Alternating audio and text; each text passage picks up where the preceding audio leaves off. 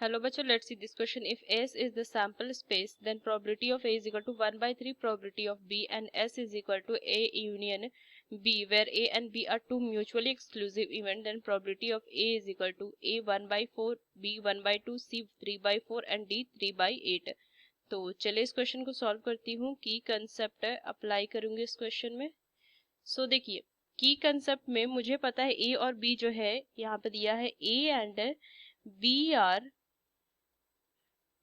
To mutually exclusive event.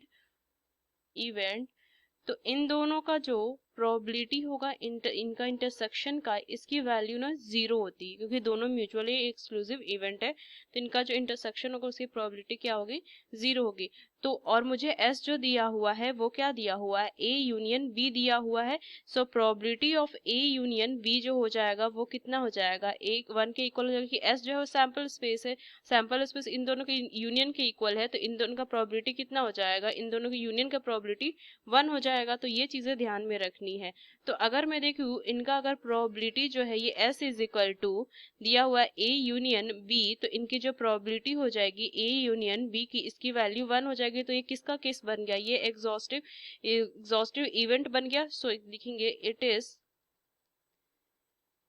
Case of an exhaustive events.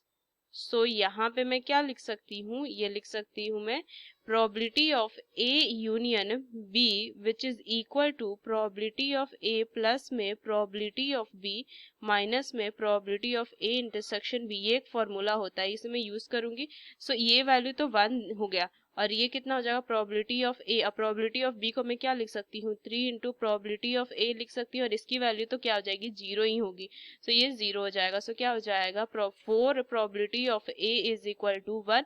So probability of A is equal to 1 upon 4. So 1 upon 4 is final answer. Which option is correct? First one. So using this key concept we solve this question. Hope you understood it well. Best of luck. Thank you.